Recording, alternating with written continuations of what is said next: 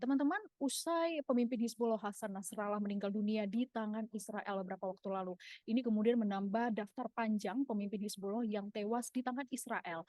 Lalu, kalau kita melihat saat ini eskalasi konflik meningkat, bagaimana konflik Timur Tengah ke depannya? Kita akan bahas bersama dengan Mauludin Anwar, jurnalis senior peliput perang Israel Hizbullah tahun 2006. Selamat siang, Kang Awan. Sehat ya, Kang? Halo, selamat siang, Cia. Alhamdulillah sehat. Alhamdulillah. Oke, Kang, kita lanjut langsung ya, Kang ya. Jadi setelah kemarin itu pemimpinnya Hizbullah tewas nih. Kemudian kalau Kang Aman melihat bagaimana ini dampak bagi Hizbullah sendiri ya? Apakah perang akan meluas ataukah justru sebaliknya, Kang? Ya, tentu saya harus sampaikan bahwa sejak pertama kali Israel melakukan serangan pertama terhadap pager, kemudian walkie-talkie, yaitu alat komunikasi yang selama ini digunakan oleh Hizbullah untuk menghindari dari sadapan dan intercept dari Israel, dan ternyata bisa diintercept ya, dan itu melumpuhkan paling tidak alat komunikasi di antara mereka. Dan kemudian dalam 2 hari berturut-turut Israel melakukan bombardir di Lebanon Selatan maupun di Beirut Selatan. Dan puncaknya pada hari Jumat kemarin, 2 hari lalu ya, Israel membombardir kawasan Dohiyah yang di situ ternyata memang Hasan Nasrullah sedang berada di bawah bunker. Dan sudah diakui oleh pihak Hizbullah juga bahwa pimpinan tertinggi mereka tewas di saat bombardemen Israel pada hari Jumat itu. Saya harus bilang bahwa tentu saja dalam rentetan serangan-serangan itu setidaknya kekuatan Hizbullah mengalami kegoyahan ya, walaupun saya tidak akan bilang runtuh karena kita masih harus menanti lumayan panjang kalau kesimpulannya sampai runtuh. Hizbullah saya melihat goyah dengan hantaman-hantaman yang luar biasa dari Israel. Tahun 2006 saya melihat perang 32 hari tidak semasif sekarang ini. Eh, Dalam hanya kurang dari 1 minggu saja, bahkan pimpinan tertingginya sudah dihajar oleh Israel. Itu yang saya bilang bahwa Hizbullah tentu mengalami kegoyahan di dalam struktur organisasinya, termasuk boleh jadi nanti terhadap ada kaitannya dengan perlawanan untuk berikutnya ya. Oke, Cia. kalau Kang Awan, iya, Kang Awan tadi bilang saat ini Hizbullah kemungkinan goyah. Apakah ini juga kemudian ada sinyal-sinyal bahwa eh, perang kemudian tidak akan terjadi ke depannya? Perang akan berhenti kalau Israel menghentikan perang gitu. Selama Israel tidak Oke. menghentikan perang, saya yakin Hizbullah juga tidak akan menyatakan menyerah gitu. Dan saya kok tidak melihat bahwa Hizbullah sampai pada taraf menyerah, tidak, hanya goyah saja. Eh, Oke. Beberapa hari ini Hizbullah tentu saja secara internal maupun lewat lewat Iran terutama itu ya, karena Iran selama ini menjadikan Hizbullah sebagai proksinya termasuk Houthi. Nah, sekarang sedang melakukan konsolidasi meskipun terus dihajar oleh Israel. Salah satunya adalah menggantikan posisi Hasan Nasrullah. Memang Hasan Nasrullah ini orang yang sangat karismatis sehingga selama 32 tahun memegang atau memimpin Hizbullah dan tidak pernah muncul calon-calon lain karena memang terlalu lama untuk berkuasa kelihatannya. Dan identik dengan Hizbullah itu ya Hasan Nasrullah. Tidak ada Betul. pemimpin lain yang selalu disebut-sebut gitu. Nah, tetapi sesudah Hasan Nasrullah meninggal, muncul beberapa nama yang paling tinggi peringkatnya itu ada dua setahu kita yang kita baca di media massa ya. Yang pertama itu ada namanya Hashim Syafiuddin. Ini ketua Dewan Eksekutif Hizbullah yang juga anggota Dewan Syuro Hizbullah. Dan bahkan dia ini sepupunya Hasan Nasrullah.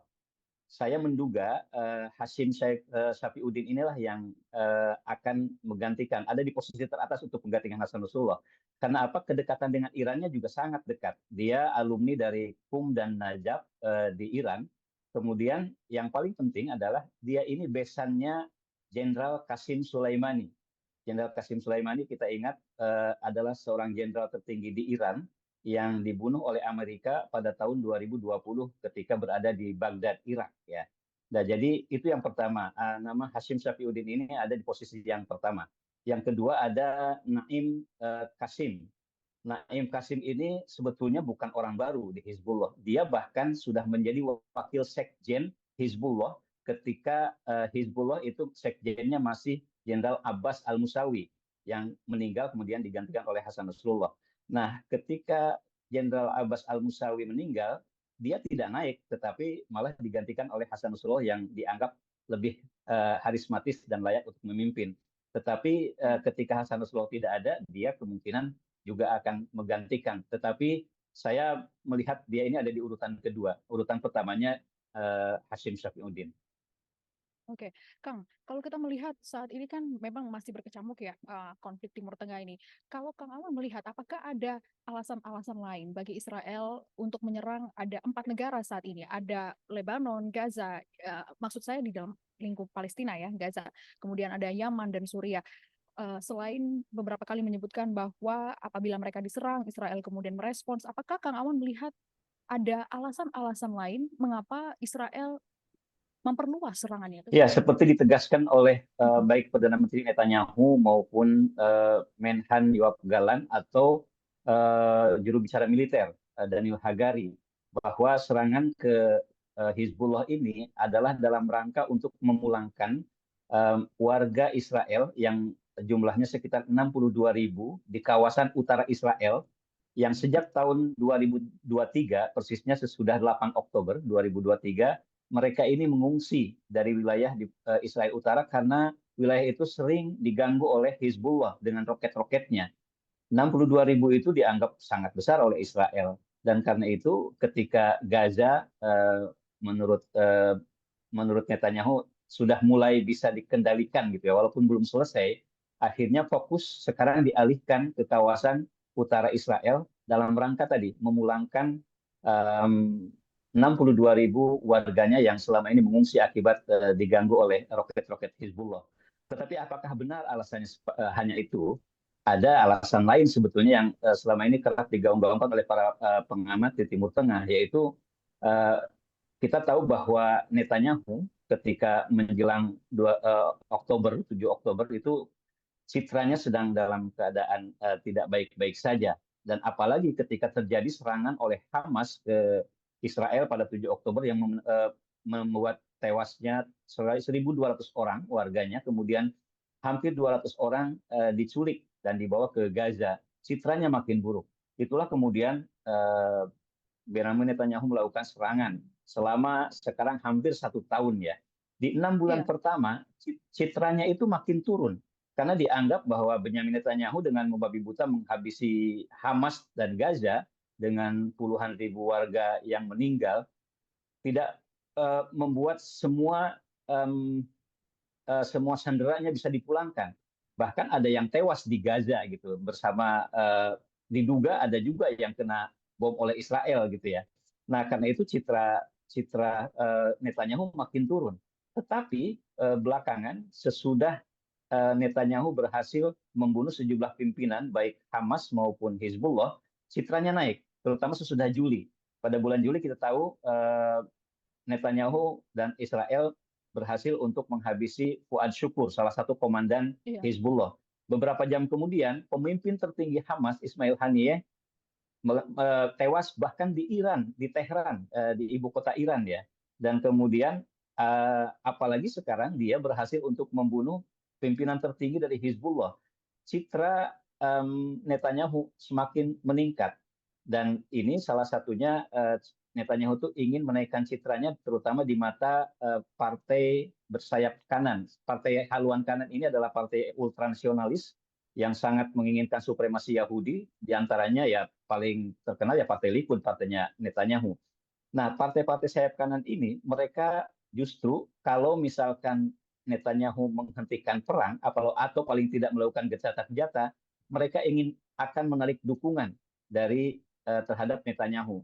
Bahkan ketika kelompok-kelompok terutama dari kelompok kemanusiaan di Israel, bahkan dari keluarga para sandera yang menghendaki supaya ada gencatan senjata di Gaza, eh, Netanyahu mengabaikannya karena lebih Mm-mm. mendengarkan suara-suara dari partai sayap kanan itu. Nah, kita lihat beberapa hari lalu di koran-koran Israel ada sebuah jejak pendapat yang dilansir dengan pertanyaan, kalau pemilu dilakukan sekarang atau saat ini atau hari ini, maka Anda akan memilih apa? Ternyata Partai Likud, partainya Netanyahu, itu berada di urutan teratas. Artinya sesudah Netanyahu selama 6 bulan di awal, dari bulan Oktober, citranya malah turun drastis, sekarang mulai terangkat lagi dan bahkan berada di posisi paling tinggi partainya itu dalam jejak pendapat. Karena itu saya melihat bahwa ini bukan seperti yang pernah kita bincangkan dalam beberapa dialog beberapa waktu lalu. Sebelumnya. Ini bukan lagi perangnya Israel gitu ya, melainkan ini perangnya Netanyahu. Salah satunya Jadi yang tadi untuk diuntung, menaikkan citranya. Yang oke, diuntungkan ya tentu saja Netanyahu. Netanyahu. Kita tahu bahwa perang ini sudah menghabiskan secara ekonomi ya, Iya. sangat mengganggu ekonomi Israel. Sampai bulan Juli perang Gaza itu sejak Oktober sudah menghabiskan 67 miliar dolar Amerika. Kalau Hmm, dirupiahkan itu lebih dari 1.000 triliun. triliun. Bahkan di bulan Juli itu terjadi defisit anggaran sampai 8,1% yang tidak pernah terjadi sebelum Oktober 2023. Nah, meskipun ekonominya terganggu, tetapi Netanyahu ternyata tetap saja melakukan serangan baik ke Gaza dan sekarang ke Hezbollah. Itu saya melihat kok ini Berarti, kelihatannya memang Netanyahu ingin menaikkan citranya dan ternyata memang terbukti dalam oke, survei berarti, yang terakhir dilansir. oh iya Kang, berarti benar ya, secara ekonomi Israel saat ini mengalami kerugian, namun setelah ada tadi survei yang Kang Awan sebutkan, kemudian partai yang mendukung Netanyahu ini kemudian kembali menaikkan simpati terhadap Netanyahu akibat dari beberapa pemimpin Hizbullah yang tewas, seperti itu ya Kang ya. Nah, selanjutnya Kang, Betul, betul. kalau Kang Awan melihat bagaimana Amerika dan sejumlah negara aliansi Eropa dan juga negara-negara yang tergabung dalam Timur Tengah saat ini melihat perang ini, apalagi ada beberapa negara khususnya dalam kawasan Asia, yaitu adalah Indonesia, ini juga pernah mengusulkan two-state solution bersama dengan sejumlah negara lainnya. Apakah ini akan hanya menjadi angan-angan belaka saja? Iya, kita lihat satu-satu ya. Yang pertama Oh ya, Amerika. Amerika meskipun Presiden Biden kemudian pemerintahannya itu selalu em, meminta supaya Netanyahu dan eh, pasukannya, militernya segera menarik diri dan melakukan gencatan senjata khususnya di Gaza. Tetapi nyatanya diabaikan oleh Netanyahu. Dan bahkan Amerika pun mengirimkan menambah ya, menambah pasukannya yang dikirim ke kawasan Timur Tengah, termasuk kapal induk dan lain sebagainya. Nah, sudah dilansir ini bahwa senjata yang digunakan untuk membunuh Hasan Nasrullah pun itu adalah senjata bikinan Amerika yang ada BLU 109 itu namanya. Ini alat yang lebih canggih yang bisa masuk ke bunker-bunker. Kita tahu bahwa Hasan Nasrullah sejak tahun 2006 dia ini sebagian hidupnya berada di bawah tanah dan dalam setahun terakhir bahkan dia belum pernah keluar dari bunker itu untuk menghindar Israel. Ternyata dengan senjata yang dikirim oleh Amerika, yaitu BLU 109, akhirnya Israel berhasil untuk menghabisi Hasan Nasrullah yang berada di bunker bersama sejumlah komandannya, bahkan termasuk salah satu deputi komandan Garda Nasional, Garda Republik Iran gitu ya, yang sedang berada di lokasi itu. Jadi Amerika seperti biasa ya hanya menghimbau supaya Israel segera menghentikan perang ini, tetapi nyatanya dia juga ikut terlibat dalam memasok senjata yang digunakan oleh Israel. Nah, sementara negara-negara lain, termasuk Indonesia sampai saat ini ya kita tahu di Dewan Keamanan PBB yang bersidang dalam beberapa hari ini ya, himbauan-himbauan, kecaman-kecaman terhadap Israel bahkan dibalas oleh Netanyahu tidak secara diplomatis. Dia malah justru mengeluarkan ancaman, termasuk terhadap Iran. Dia mengatakan bahwa Israel akan terus melakukan serangan terhadap siapapun yang mengganggu Israel. Dan kalau Iran melakukan gangguan juga, kami tidak akan segan-segan untuk menyerang Iran. Karena itu, ya eh, kalau Amerika berada di belakang dia, kita tahu sampai sekarang tidak ada gencatan senjata, bahkan makin intens serangan baik terhadap Hamas maupun terhadap Hizbullah. Cia. iya Kang.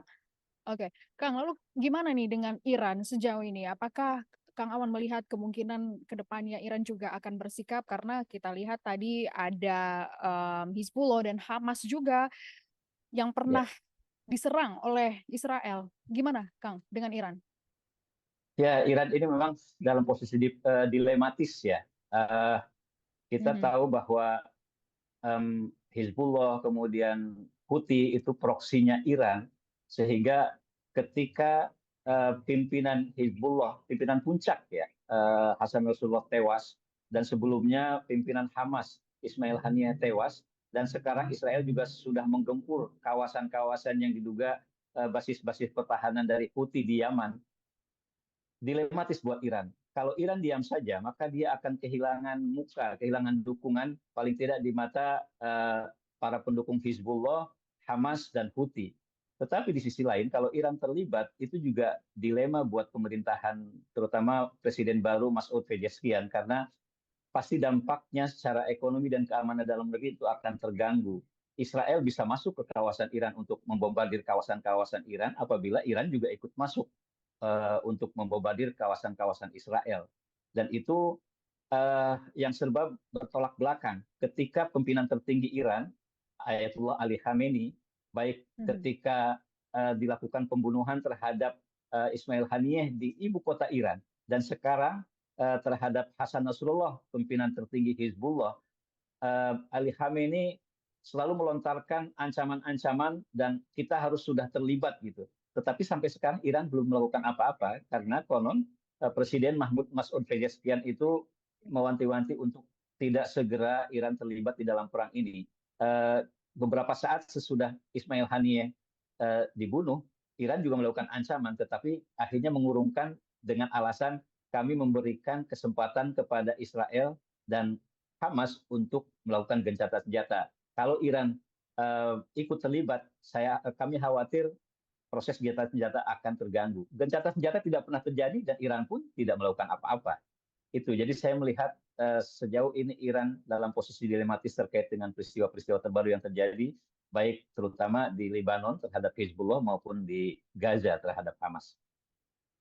Oke, atau apakah ada kemungkinan kenapa Iran tidak uh, unjuk gigi gitu ya, Kang ya saat ini mungkin karena persediaan persenjataan seperti itu dan juga memilih untuk mundur sedikit karena melihat sepertinya Israel masih tetap terus menang-menang saja nih melawan beberapa negara lainnya.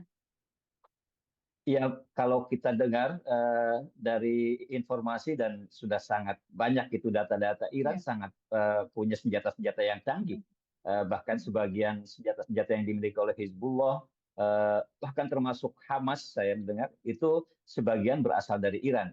Jadi kalau alasannya Iran tidak memiliki senjata yang kurang mumpuni, saya kok tidak eh, tidak setuju dengan Oke. alasan itu.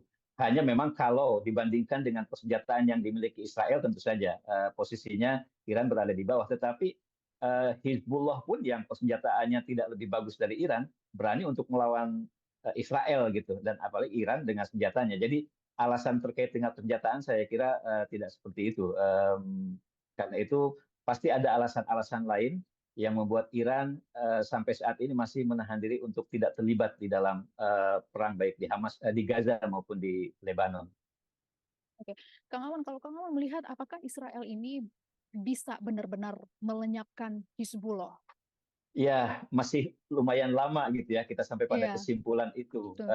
Memang belakangan ini Hizbullah betul-betul em, ia melakukan serangan yang sangat masif dengan target tidak hanya menghalau Hizbullah dari wilayah Lebanon Selatan yang selalu mengganggu Israel Utara gitu ya. Mhm.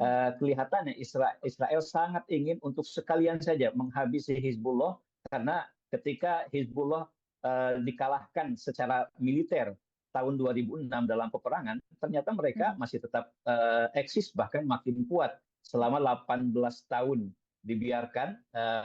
Sekarang persenjataannya semakin lengkap gitu. Karena itu Israel sangat ingin menghabisi Hizbullah, termasuk sangat ingin menghabisi Hamas. Pertanyaannya apakah bisa? Nah, Mhm. ini Israel harus hati-hati menurut saya. Saya ingin coba membandingkannya dengan tahun 2006 ya. Ketika terjadi perang selama 32 hari, secara fisik, secara militer Israel bisa dibilang menang. Tetapi citranya di mata internasional, Israel terpuruk. Bahkan Hizbullah menjadi pahlawan. Beberapa hari sesudah gencatan senjata, TV Al Jazeera melakukan survei terhadap 29.000 warga Arab dan pemirsa, khususnya warga Arab, dengan sebuah pertanyaan, apakah Hizbullah akan hilang dari peta politik Timur Tengah sesudah perang ini? Jawabannya yang mencengangkan 91,3% menyatakan tidak. Ya, bahkan di kalangan terutama pemuda Arab itu muncul semacam pujian terhadap Hizbullah. Hizbullah ini menghilangkan apa yang disebut dengan ruh al-istislam, yaitu mental pecundang, mental kalah bangsa Arab. Apa yang dimaksud itu? Sejak Israel berdiri tahun 48, itu kan terjadi peperangan antar negara-negara Arab termasuk Mesir, Suriah, Yordan, dan sebagainya. Dalam perang 49, 48, 49, 67, 73 gitu ya. Dan selalu kalah. Karena itu muncullah perasaan di mata warga Arab, terutama anak-anak mudanya, Israel tidak bisa dikalahkan. Ketika Lebanon berperang dengan Israel selama 32 hari, meskipun babak belur secara fisik, tetapi menang secara image, mereka menganggap bahwa ini pahlawan kita. Ternyata Israel tidak sekuat yang kita duga, dan Hizbullah bisa melakukan perlawanannya. Nah, kalau Israel tidak hati-hati sekarang, itu bisa kembali terjadi.